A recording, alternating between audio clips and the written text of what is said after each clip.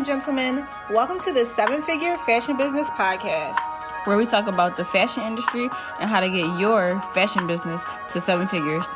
From manufacturing strategies, cut and sew designers, to fashion hot topics and the latest fashion trends, I'm your host, Monica Monique. And I'm your host, XYZ. And let's jump into today's episode. Good morning. Good morning. I hope you're having a beautiful day. A beautiful day. Morning. Today, we're talking about, I'm excited for this episode.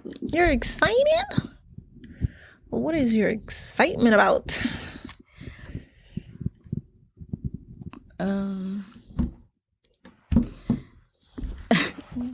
My excitement. Okay. I don't know what the universe is doing to me, God. But I think that I am here for a reason. I'm on this podcast for a reason. Well, of course. You doubted that? I hope. Yeah, of course. You doubted that you were here for a reason? Yeah. Ain't no way. What? So, let me tell y'all a good story.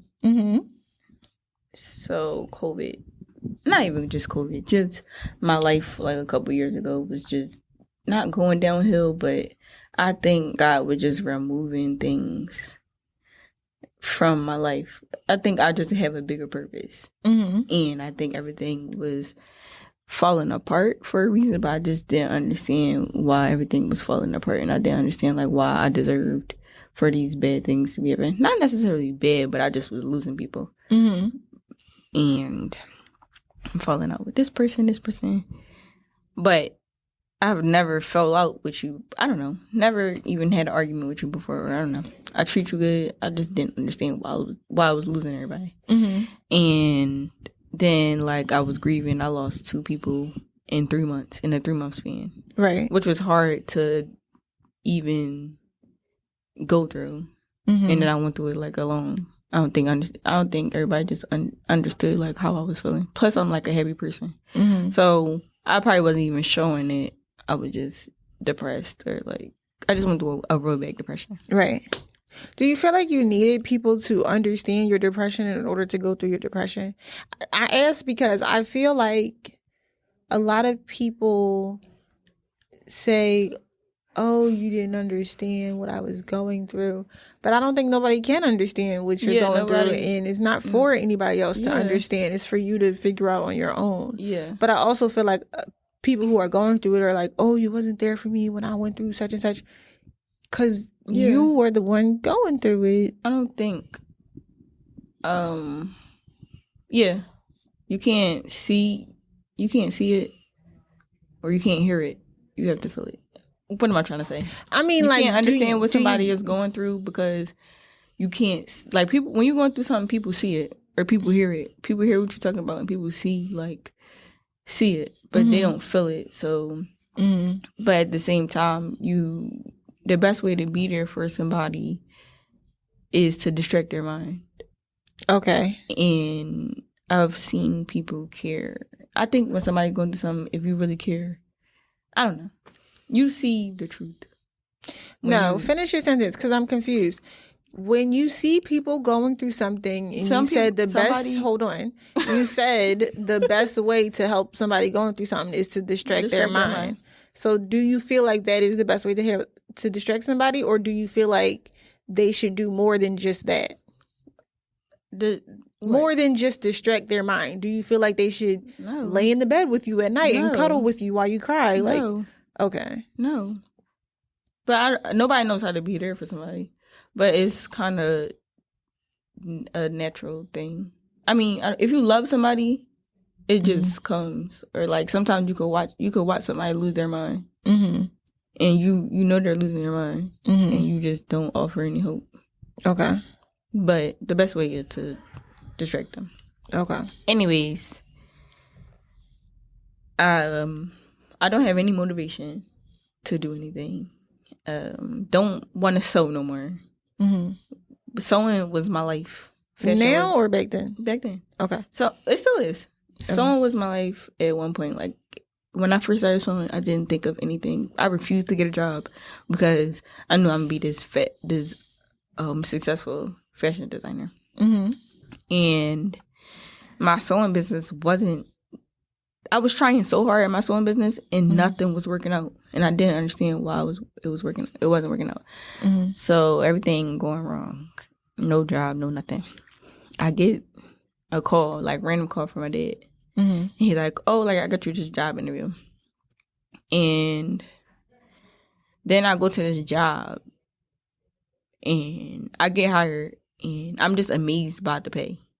Mm-hmm. Like, I can't believe this job was paying this much, and that these people are paying these people this much. I just couldn't believe it. Right.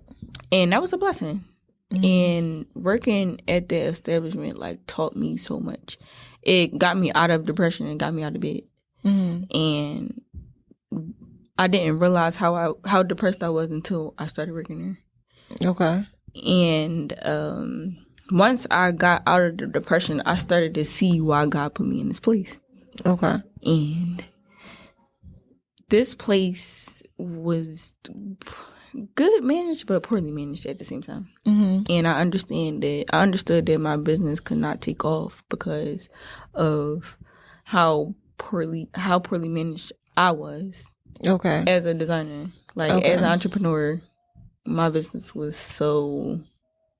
It was just. It's not just about your talent, about what you want to do. Mm-hmm.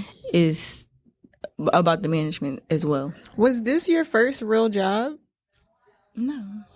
What was your job before you wanted to be a fashion designer? Like, what was the past types of jobs that you had? Yeah, this was my first real job, I guess. So why you say no and then you just say yes? So which one? No, because I worked at a pizza store, but it's not. I didn't really get. This was a new business. Mm-hmm. So the other business has been in business for years. So I didn't get to be close with the owner. I didn't really closer to the mic, or I didn't really get to be close with the owners, gain a relationship with the owners. So I didn't really see a lot at these other establishments. Right. Then I got to meet new owners that just started a business and thought that the business was going to be fun. Okay. So I got to see how they made mistakes in the beginning, but they fixed them. But I made mistakes in the beginning, right? And I could have fixed them. But I watch how they had meetings every Monday, okay, to better their business. Mm-hmm. And I don't know. I watched them do a lot of stuff wrong, okay, and fix it. But at the same time, they still have like poor management skills. Mm-hmm. Like I learned what to do and what not to do. Okay, but it was just amazing, like to see, and I knew like God put me there to teach me like how important management is. And then I eventually got tired of the job and went to another job. Mm-hmm. And even in that job, they have some better management skills, but they still have poor management skills. Right. So each job that I'm working at, each new business, each Black-owned business, everybody is making mistakes with their management. They have the good concept, they have the good ideas, they have the vibes, but they are missing the management part. And then every time I work for like a big white corporation, they organize. I don't know. It's different working with a big corporation versus like a new business, and their management is actually good. Mm-hmm. So I learned the white corporation being the pizza shop. Which white corporation? Bonefish. Oh yeah. Okay. Yeah. I see the difference. But and also, was that only one or was that a chain? That's a food chain. Okay. Right? Yeah, that's a food chain. I don't know. I'm just asking. That's a food chain. Okay. Because I think they have more standard operations. Than because the other two businesses are standalone. That's their only restaurant. They're about to open up another one. Okay. And I'm confused as to why you open up another one. Yeah. This one ain't even. Yeah. And when your environment is poorly managed, it creates chaos in the workplace. It causes your employees to fight. But this is your everyday environment. Right. So for like at my old job, the printer used to mess up a lot. The printer would just go offline randomly. Okay. And they just refused to fix it for some reason. So when the printer would go offline, I put an order in, it gets sent back to the kitchen. But the printer went offline and my order never went back. So my table is waiting hours for their food. So this happened like all the time. So when I say something about it, the kitchen think it's my fault. Right.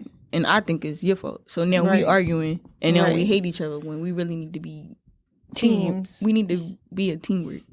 So when the story get told back, because she did this and now I done got beef with you and then your employees, if you got poor management, your employees like act like you. I don't know. Your employees won't take your business serious. Right. So you get, what am I trying to say? I just seen, I don't know, it was no organization like with our service station sometimes.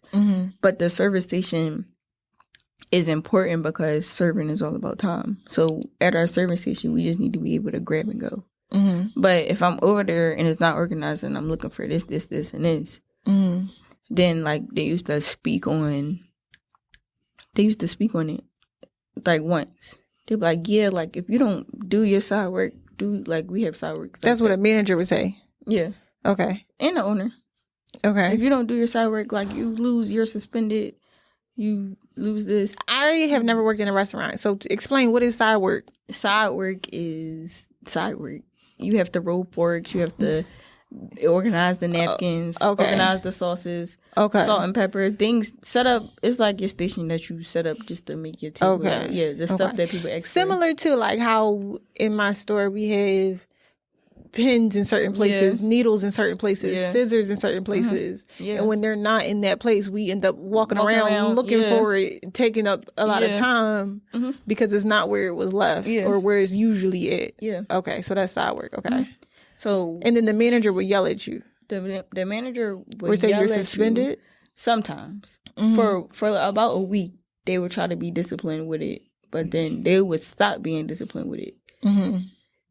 And once they stop being disciplined with it, nobody is taking them serious anymore because they aren't disciplined. Right. So nobody feels like doing the side work. The side work is important.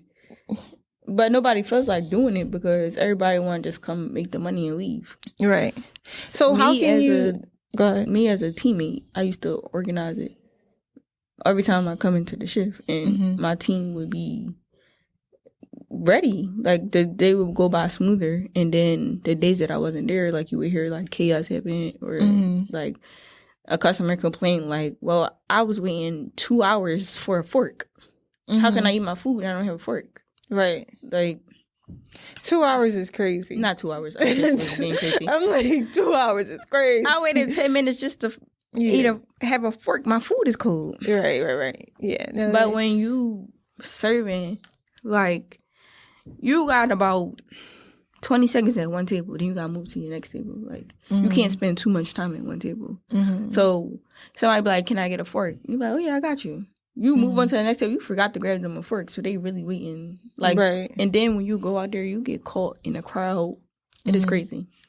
I think what I'm hearing is that can be related to any type of business for sure. Like when you think about like when your station isn't set up properly, it takes so much more time to get the day started or to get actions started because you're spending the time trying to organize. Do you have, like, even if, let's say you're writing, if you can't find your paper or your pen or your eraser or whatever, like whatever you need for your station, you need to be able to have organized to start your day. Like those little things take up time. And what it sounds like in a restaurant where a lot of people are working from one station, that can cost a lot of money when you're on such a time constraint. Yeah. Also, I think when you start a business, you think, so you start a restaurant and you think, okay, I'm going to start a restaurant. I'm going to sell food and drinks and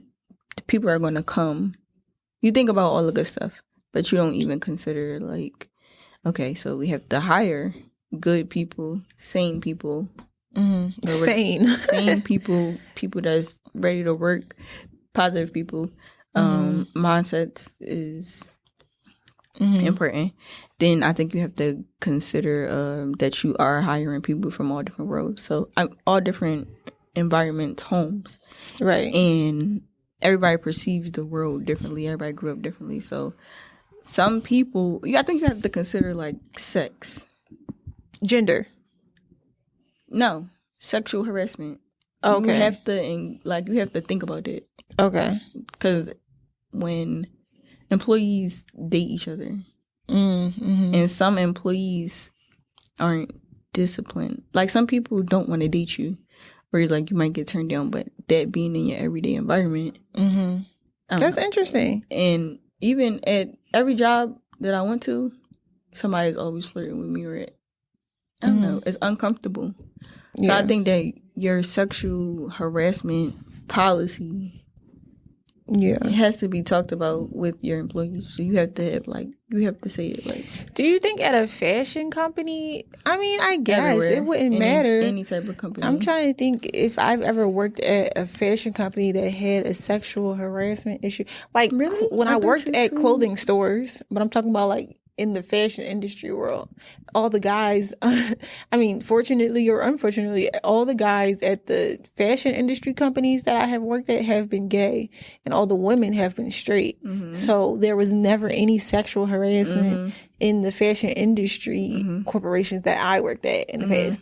Now, the individual clothing stores, when I used to work at clothing stores and malls and stuff, and there were men and women working there, yes, I did see sexual harassment happen. It's a thing.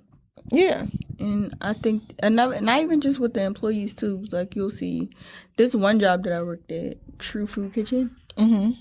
The sexual harassment, you know how you have to sign a lot of papers before you start? The sexual harassment page was like really long, and they talked about how as a manager, you cannot date the employee. That was one part that was just weird because it was the longest. And if they find out that y'all are dating, you are fired. As it should be at every company, because there's a power dynamic there that happens. Favoritism, like if you sleeping with this person, then you get boosted up to be or get more hours and stuff. I remember I had a young woman working at my clothing store, and she was talking about how she had a side job working at Taco Bell, and she was maybe 16 or whatever at the time, and she said there was a girl younger than her, maybe 15 or 14, that was sleeping with the manager, who might have been, let's say, 18 or 19, and he would give her all these extra hours and stuff. And I was like, child, you need to get out of that store, because not only is that sexual harassment, but I'm pretty sure that's pedophilia, because 14 and 19 is a huge difference at those ages. But it happens in every industry and every type of job. But I think when you start in a business, I don't think you think of that. Right. I think you just like, okay, I'm going to sell clothes and I'm going to hire a team and pay people. You don't think about the relationships. I don't know that goes on. Well, even as an entrepreneur, like you said, like these people opened up this establishment and didn't think about all these things. Think about it.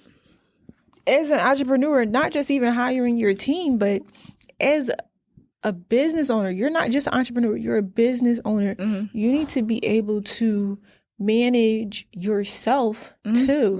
Like you were saying, like your team looks up to you and they start to act like you. So if you're unprofessional and late every day, your team doesn't think it's a big deal if they're late, because you're late. And other things too, like your team doesn't think it's a big deal that they leave stuff on this side of the room, because you always leave it on the wrong side of the room. But then if you decide to get mad at them or suspend them or call them out on it, it's all of a sudden like, oh, well, you do it. So what's the big deal if I do it? I'm going to tell you the difference right now. You don't own it. I'm going to tell you the difference right now. You don't own it. I can be 10 minutes late because I'm the owner, but you as the employee should be on time for your job, because you're clocking in and out. I don't clock in or out. I'm here after you leave. in most days I'm here before you come in. Yeah. So if you see me come in late once or twice, it doesn't matter, because more than likely, even when I'm off, I'm still working. I'm still posting on social media. I'm still emailing people, whatever. So the employee might look at you and be like, oh, but you showed up 10 minutes late. Yeah. Okay, but I was up until 12 a.m. trying to fix a shipping issue with FedEx. So I think that's another thing that sometimes happens too. You kind of have to let your employees know, like, Yeah. just because you see me coming in 10 minutes later, but that has nothing to do with your job. Right. Or like I'm still expecting you to do your job and to be on time for your job. But outside of that, in general, like, it starts from the head. Like, you need to lead as a leader. Yeah. They need to see you more days than not be on time and early. They need to see you more times than not putting stuff back in the right place. Right. They need to see you more times than not being organized. Because if every single time they see you, every single time you're unorganized, you're late, you're this, you're that, then it's like, okay, well, we can do whatever here. Yeah. This bar that I used to work at, one of the rules was we can't drink on the clock, we can't smoke on the clock. And the owner would come in and be drunk. The owner was losing his mind to alcohol. Before he owned this place, don't believe he was alcoholic. I think it was the lifestyle. Wow. And he used to be drunk, partying, like having fun while we was working. And then the customers, like the employees, he has a good relationship with the employees. So the employees start, well, he be drunk. Look at him, look at all of them. They over there having the ball. Let's get drunk too. So nobody will follow the rules, and everybody is on the clock drunk. But you can't work at a job and be drunk, especially babies. Like, you are in charge of the people that's coming here to get drunk. Right. So that's horrible. You drunk, you're not even watching these people that's drunk. Right. And if you a security guard, and you drunk on the clock, you can't do that. That's crazy. So they try to like enforce the rules. You can't drink, you can't drink, you can't drink. Then stick to it. So everybody drunk on the clock. Nobody's taking anything serious. Yeah. Everything unorganized and I don't know. Yeah. No, I agree with that. It was like, what else? Sexual harassment is important. Something you got to consider lateness.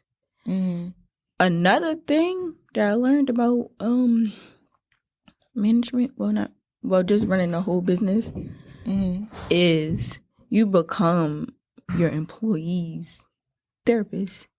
Everybody comes to you and be like, oh my God, like I had a bad day. Sorry I'm late. My car did this. You get everybody's problems put on you. Yeah. And that's all of your, you have to hear, oh, sorry I'm late. I'm going through this right now. I lost my house. You get everybody's problems put on you. And I think once you hear everybody's story, like, I don't know. That's something to consider. Does that have anything to do with management? I mean, of course, you have to be able to respond to your employees in a way that, number one, they should feel comfortable speaking to you. Yeah. But for me, like, anytime anything has happened to any of my employees in my store over the 8 years that I have had my clothing store, I think I have been intentional with responding as a person and not a manager. Yeah. If somebody comes in and they say, oh, I'm so sorry I'm late, you know, my car got into an accident, the first thing you should say is, oh, are you okay? And not, well, you're still late, or da-da-da-da-da. Like, I think you have to be mentally aware of how to respond to people as a human versus as a manager, number one.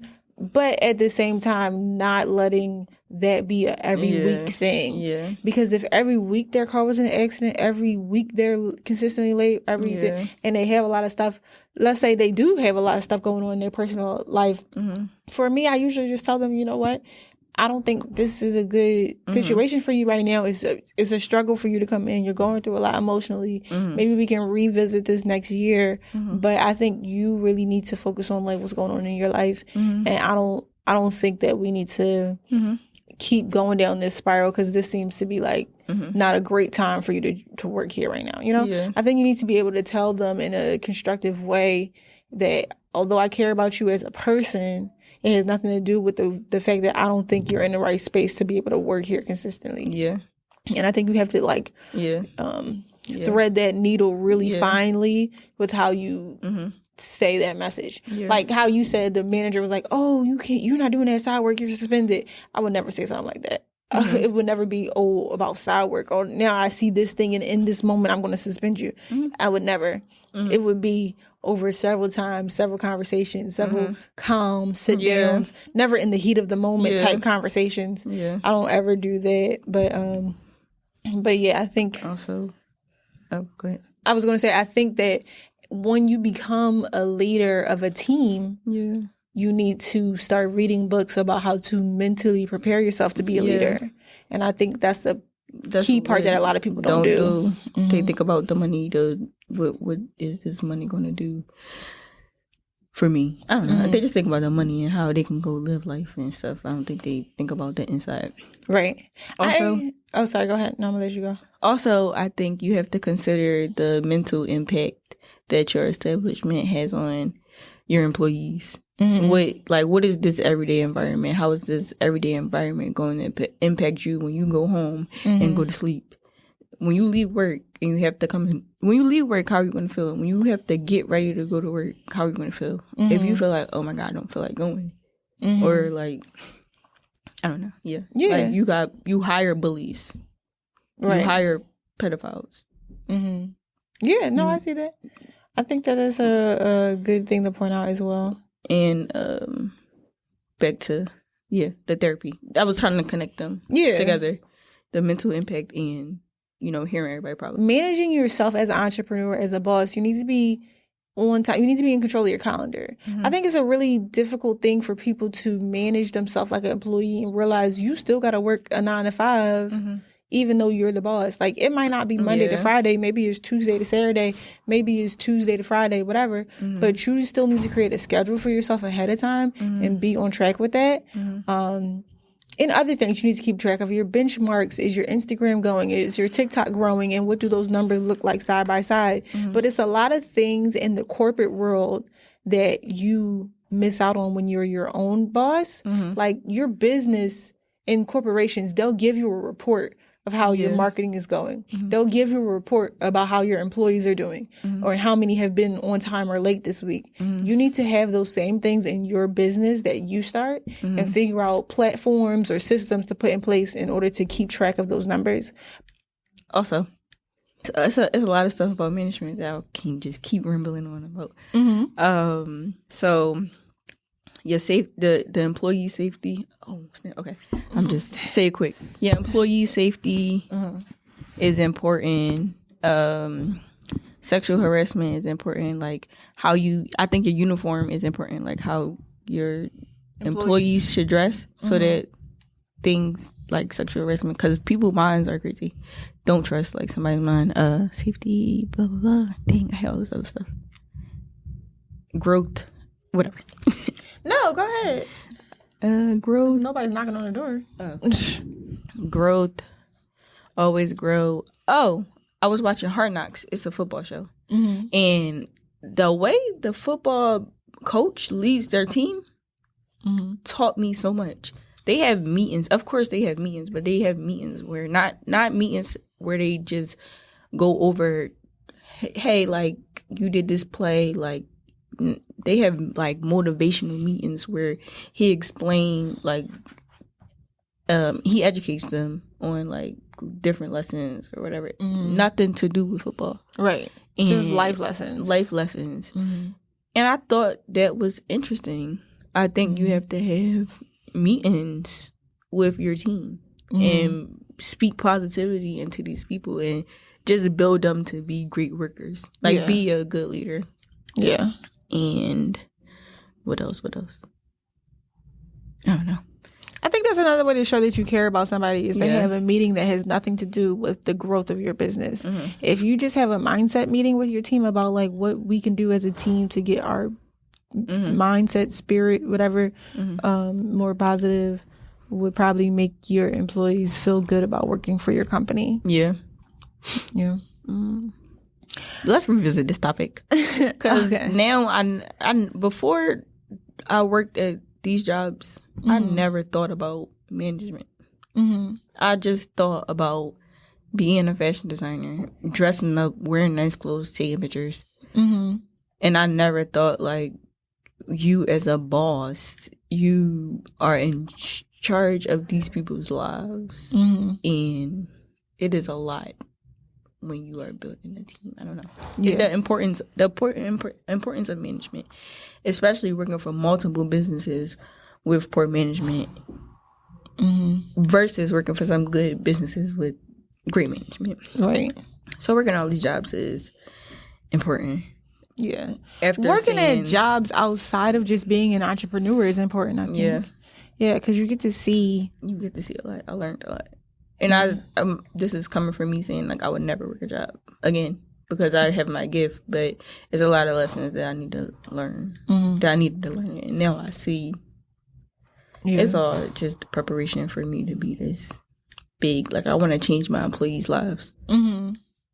That's a blessing. I think, I've always said the same thing too. I know, like we talked about this in another episode where you kind of mentioned the hairstylist not wanting to have other hairstylists work for her because you know that hairstylist can just go off and do the same thing.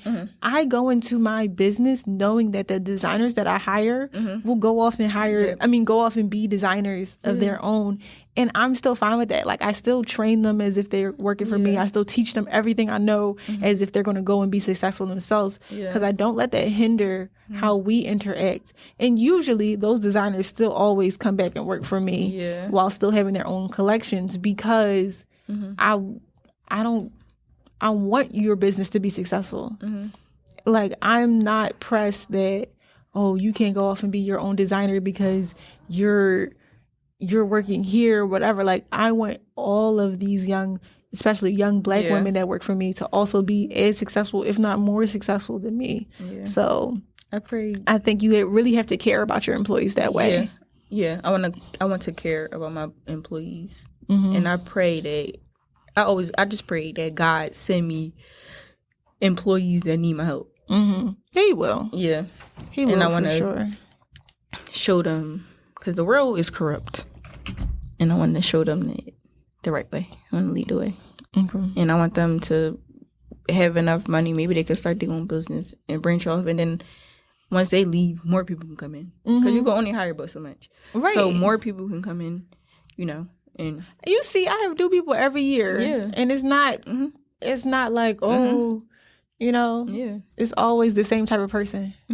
I see it.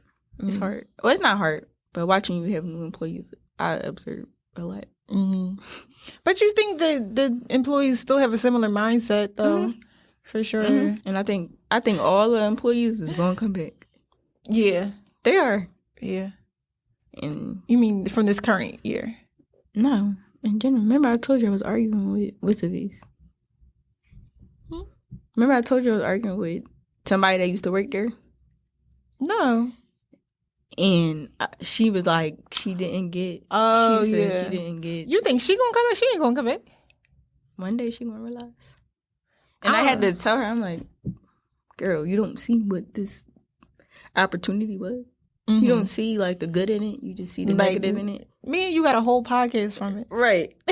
I'm like, you don't see that, and that's why I'm like, okay, I'm the one that you know how you talk about school and when you was in school, you sat and talked to your teachers, you utilized it or whatever.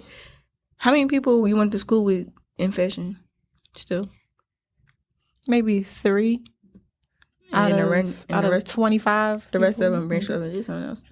But that's because you utilized that moment. And I'm like, okay, cool. Like, when I came and I worked for you, I used to be so excited. And then I think once I wasn't working for you no more and I was around other people that's not even in the fashion world, I think my dreams just got corrupt because nobody understood the vision. But the stuff I talk about, just you understand me, right? So even me being negative, I get that from other people, but you be like, stop. Then once I stopped, I didn't fully stop. It's still a process, right? But once I stopped, I realized oh snap, Monica really helped me see. I don't know. You're a hero in my story. And I want to be a hero in other people's stories. Not even just fashion people. Yeah. In life. I don't know. in life. I think, but I see that for you though. Yeah. I see it very clearly. So I think that it's literally on its way. God is creating the path for you. I got a new dream. You want to hear about it? Sure. I want my own restaurant. Okay. I could see that too. As you were speaking about it, so I think that what people don't realize, me and somebody was talking about this, and he was saying he was friends with these 3 guys, right, from West Philly. He was friends with these 3 guys, and 2 of them went to West Philly High, and one person got picked for a lottery to go to the School of the Future, I think it's called. And the person who got picked for the lottery to go to the School of the Future was became a mechanical engineer. And but okay, real quick. So the one who got picked for the lottery to go to the School of the Future is 2 completely different environments. That particular high school at the time, West Philly High, was more like a survival school. They weren't necessarily teaching education. That's my area. That's your area, right? They weren't necessarily in there teaching education. Like the kids was in such a corrupt environment with gang violence and drugs and all that stuff that they just went to school to get some hours off the street, not necessarily to learn or grow. So the other kid who actually got picked for the lottery to go to the other high school became a mechanical engineer, ended up going to Howard University in DC. His life trajectory completely changed by the high school that he went to, the college that he went to, the people he was around, the jobs that he had, all led him to be a completely different person than these other 2 young men who grew up right next door to him. And further into that, the guy who I was talking to was saying that the people you introduce yourself to, the schools you go to, the jobs that you have, all change the trajectory of your life. So you saying that, oh, now you might want to open up a restaurant makes sense because you have now worked at 3 or 4 or 5 restaurants and it's now changing the trajectory of your life in a positive way. In a positive way. So, but my parents, my dad knows how to cook really good, and my dad wants his own restaurant. My mom, she worked in multiple bars. She always wanted her own bar. Like she wants her own restaurant. So I think that me working in a restaurant is like, my dad used to work at the restaurant that I worked at, and seeing him do so well in that restaurant is like, you deserve it. And then like I go watch my mom. I go see my mom at work. She deserves it. Like I see why y'all both would want it. And then working in it, I'm like, oh wow, like I would love to have a restaurant. Also, getting into money and stuff. Having that fast money, having that fast income, that guaranteed income would be perfect because people are always going to come out to eat, and they say invest in food. That's one thing that, and if you see like big like rappers, or not even just any type of entrepreneur, they always go big and they invest in restaurants and food and stuff. Yeah. So I think that's something I would want. Just to keep on your mind and your heart. I think that's going to happen for you for sure. Just to have in the family too.